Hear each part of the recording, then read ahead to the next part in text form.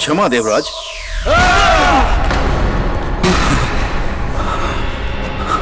कौन है? कौन हमसे उलझने की दुस्साहस कर रहा है?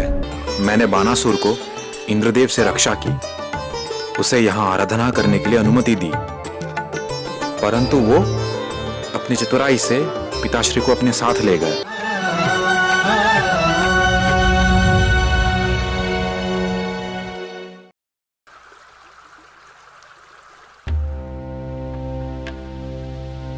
क्या हुआ बान?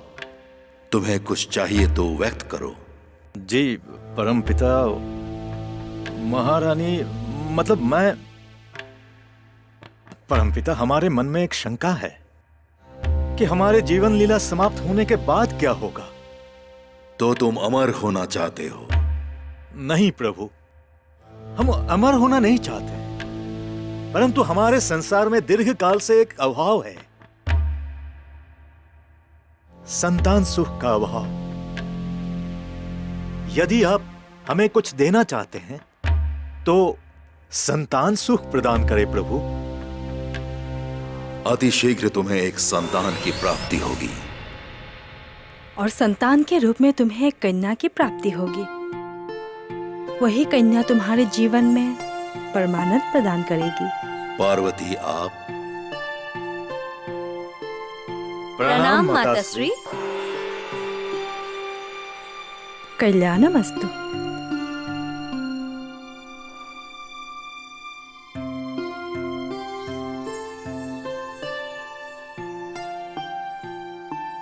आदि माता की महिमा आदि माता ही जाने।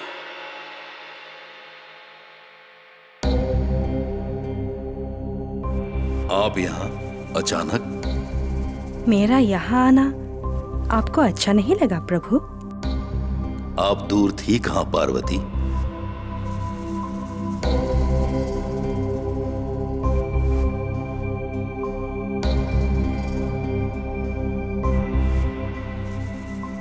तो इसीलिए बिना किसी चिंता के आप यहाँ समय व्यतीत कर रहे हैं प्रभु। कैसी बातें करती हो आप? आप हमें जानती हो, मैं वचनबद्ध हूँ। आप ऐसा वचन देती ही क्यों है जिससे सारे संसार में प्रलय और हाहाकार हो जाते हैं? संसार में हाहाकार हो ही नहीं सकता पार्वती। आज नहीं है, कल होगा। आप भूल क्यों जाते हैं प्रभु? आपका भक्त बानासुर एक असुर है। असुर है, परंतु मेरा भक्त है सात्विक भाव का। आप भोले हैं भोलेनाथ, बानासुर इसका लाभ उठा रहा है। हो ही नहीं सकता देवी। बानासुर के मन में मेरे लिए अपार श्रद्धा है और भक्ति है, परंतु पालनहार नारायण के लिए नहीं। वो नारायण को अपना शत्रु मानता है। जानता हूं, इसीलिए तो मैं यहाँ हूं देवी। मेरे रहते बानासुर अनुचित कुछ कर ही नहीं सकता। इस संसार में क्या अकेला बानासुर ही है जिसे आपकी कृपा मिलनी चाहिए? सारा संसार आपका प्रतीक्षा कर रहा है प्रभु। प्रत्येक काम का एक सटीक समय होता है देवी। कोई भी काम समय से पहले नहीं होता, न ही समय के बाद होता है। इस समय यहां आना भी आपका निश्चित था, आपका वरदान भी निश्चित था, और इसका परिणाम भी निश्चित है। शांत महारानी, शांत।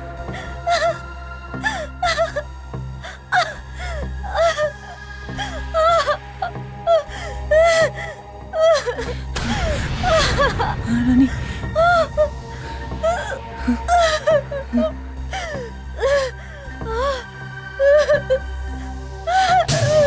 महारानी,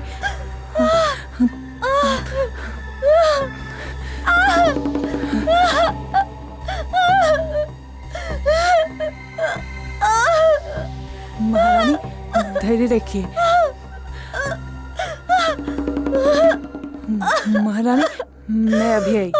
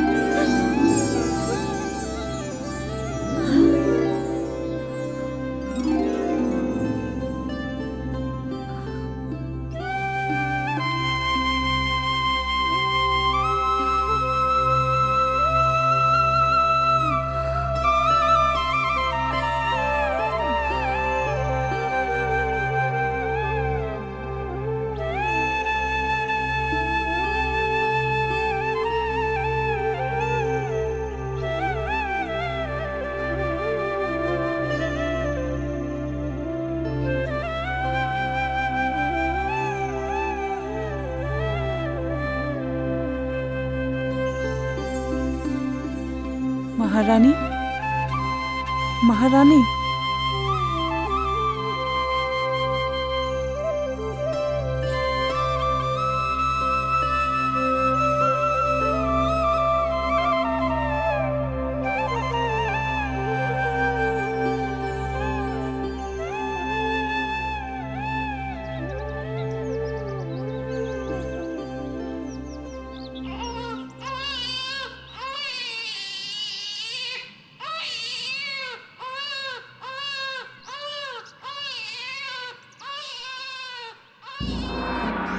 तथास्तु।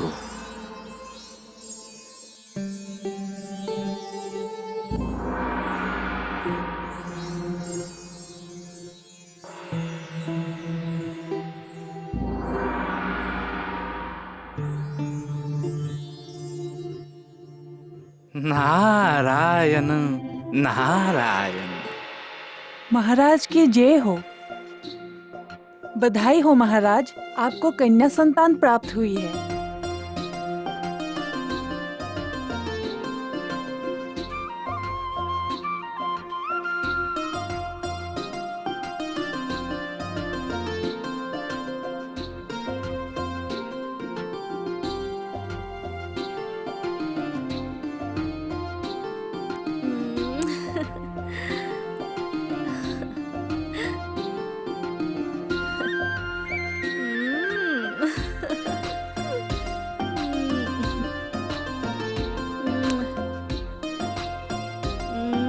महारानी,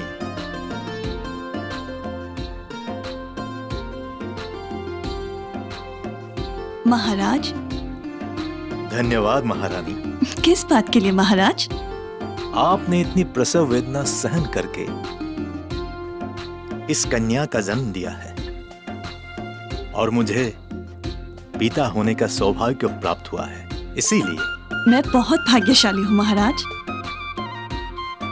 मेरी संतान ने मुझे प्रसव वेदना से दूर रखा। प्रसव वेदना शुरू होने के समय से मुझे दूर से वंशी की एक कोमल धुन सुनाई दे रही थी और उस धुन में मैं इतनी मगन हो गई थी कि मुझे प्रसव वेदना का पता ही नहीं चला और हमारे कन्या का जन्म हो गया। ये सब भोलेनाथ और माता पार्वती की ही कृपा है।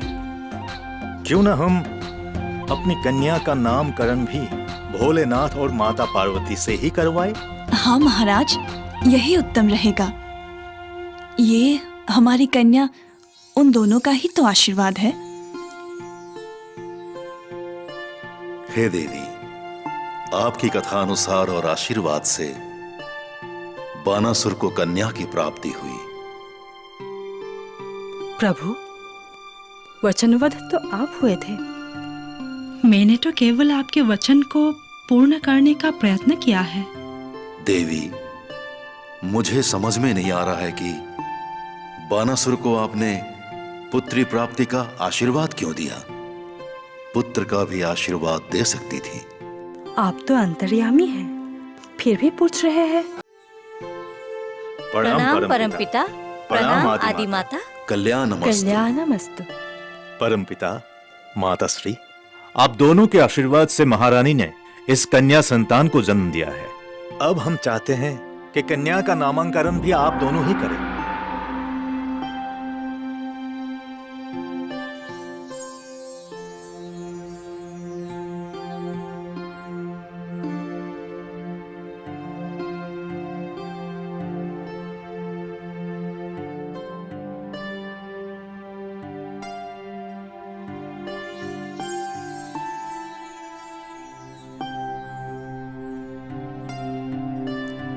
इस कन्या के जन्म सूर्योदय के समय हुआ है और सूर्योदय के समय को उषा काल कहते हैं, इसीलिए इसका नाम उषा होगा।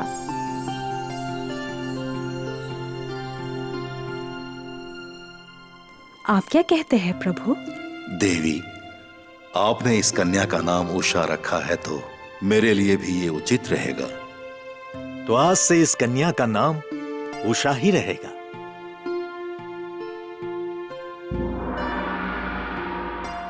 ये सदैव स्मरण रखना, उषा मेरे और महादेव के आशीर्वाद से जन्मी है। तुम इसके पिता हो, ये तुम्हारा दायित्व है कि तुम उषा के रक्षा करने के योग्य हो। उषा के लिए क्या उचित है ये तुम भली भांति जानते हो। एक माँ के लिए उसका मातृत्व धर्म ही सबसे बड़ा धर्म है।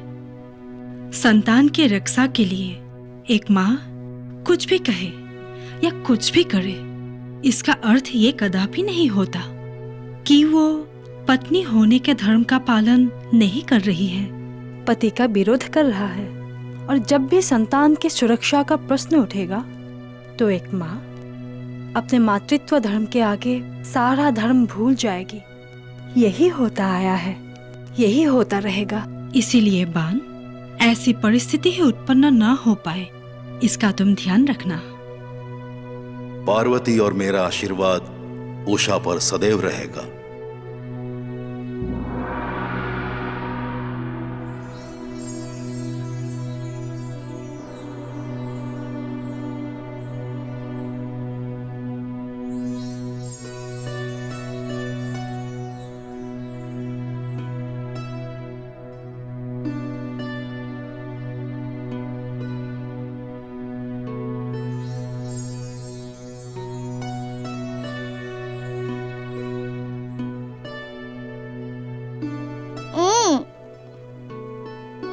उठिए,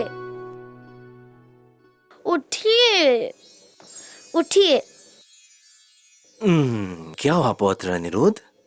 मैं सोच में पड़ गया हूँ।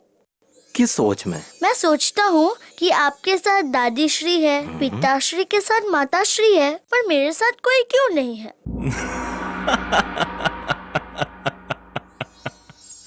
तुम तो मुझे भी पीछे छोड़ दोगे, हाँ? आएंगे आएंगे, तुम जल्द ही बड़ा हो जाओ, तुम्हारे लिए पुत्र वधू लाएंगे। उसका नाम क्या होगा? उषा।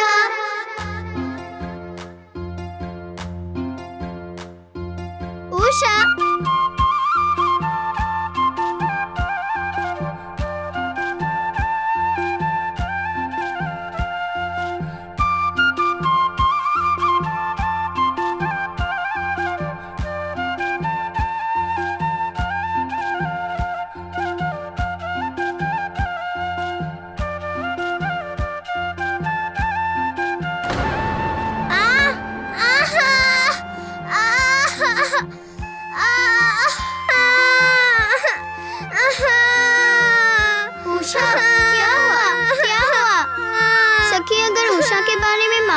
पता चला तो हमारे पीठ पर कोरे पड़ेंगे। हाँ, चलो हम दोनों भाग जाते हैं।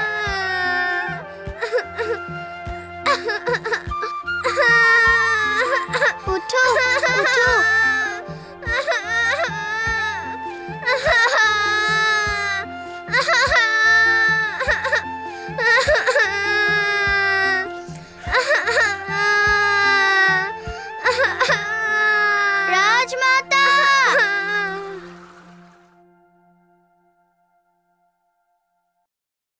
उषा, उषा, उषा।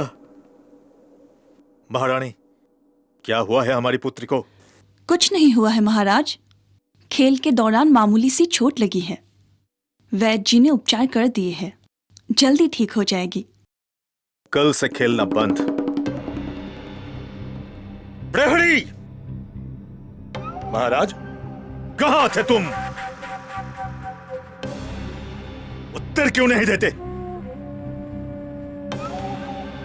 आज मेरी सुपुत्री का यदि कुछ हो जाता तो तुम्हें मैं कठोर दंड देता। अब जाओ यहां से।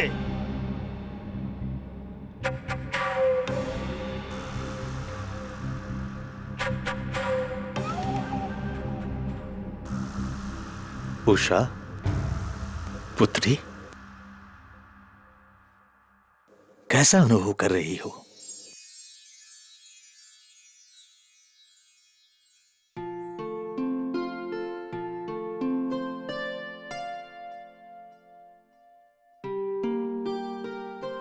पितामह, आप बांसुरी क्यों बजाते हैं? क्योंकि मैं कर्मयोगी हूँ। जगत में शांति स्थापना ही मेरे जीवन का लक्ष्य है। प्रेम सद्भाव स्थापित करना मेरा कर्म है। आओ, मेरे पास आओ।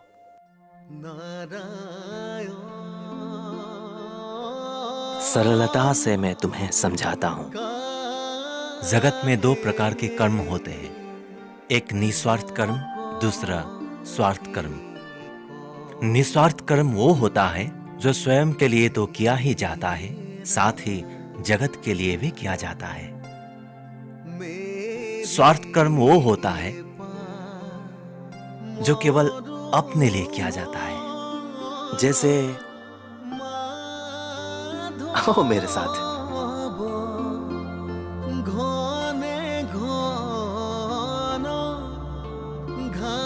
वो देखो, वो चिड़िया दाना चुग रही है सिर्फ अपना पेट भरने के लिए। वो भी एक कर्म है, इसे स्वार्थ कर्म कहते हैं। इसलिए मैं जो बांसुरी बजाता हूं वो दूसरों के लिए, ताकि सभी में प्रेम बना रहे। यही मेरा निस्वार्थ कर्म है। समझे पौत्र अनिरुद्ध? हाँ पितामह।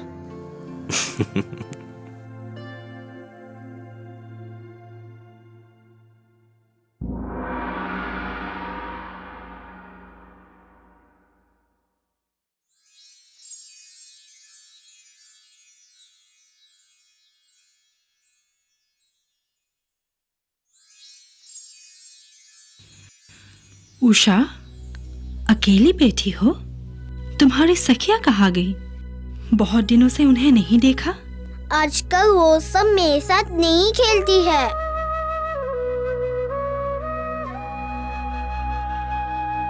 क्यों?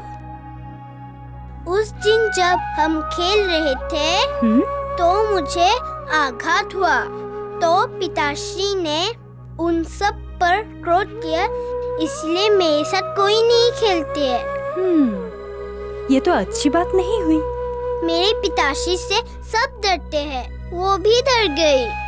अच्छा, तुम भी डरती हो? मैं क्यों डरूं? वो मुझसे बहुत प्रेम करते हैं। मेरे पिताश्री से आप भी डरती हो? नहीं तो मैं क्यों डरूं? आप नहीं जानती, वो जगत में बहुत शक्तिशाली है। अच्छा, तुमको किसने बताया? पिताश्री ने। पर मुझे तो ज्ञात है उनसे भी अधिक शक्तिशाली और कई है। पिताश्री से अधिक शक्तिशाली? कौन है वो लोग? जैसे बलराम है, परशुराम है, कृष्ण है और भी कई। अरे उषा,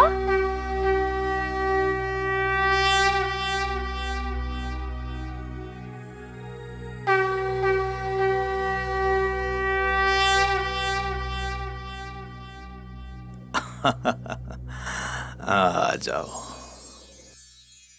आप झूठ बोलते हो। क्या झूठ बोला मैंने अपनी सुपुत्री से? आपने बोला था आप त्रिलोक में सबसे शक्तिशाली है। हाँ, मैं हूँ सबसे शक्तिशाली। झूठ। आप त्रिलोक में सबसे अधिक शक्तिशाली नहीं है, और भी है। अच्छा, और भी है? हमें भी तो बताओ, मुझे भी पता चले और कौन कौन शक्तिशाली है। परशुराम, बलराम, श्री कृष्ण। उषा, तुम्हें किसने बताया ये सब? माँ पार्वती ने। माँ पार्वती ने?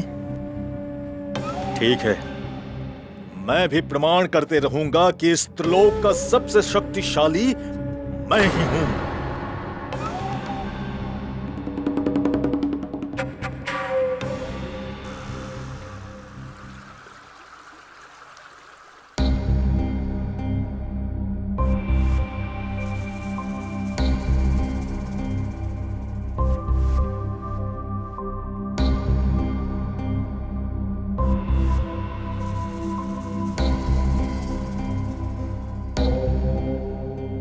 कहाँ चले गए थे देवादिदेव? हमारे पास ब्रह्मदेव और विष्णुदेव आए थे। कब? आज, कुछ क्षण पहले। और हमसे मिले बिना ही चले गए? आप यहाँ हैं, बान नगरी में हैं। इस कारण संसार का चक्र स्तब्ध हो गया है। मैं समझा नहीं शिवानी। संसार सृष्टि, स्थिति और प्रलय के लय में आबद्ध है। इनमें से एक में भी अनियम होता है तो सृष्टि, स्थिति और प्रलय का लय बिगड़ जाता है।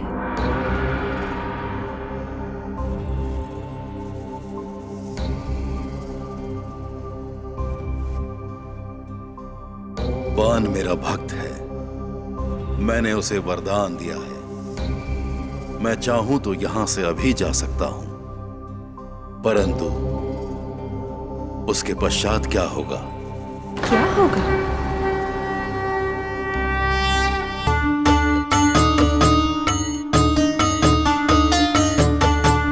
अति सुंदर। यदि मेरी कन्या उषा भी माता से यह नृत्य सीख लेती है तो कितना अच्छा होता।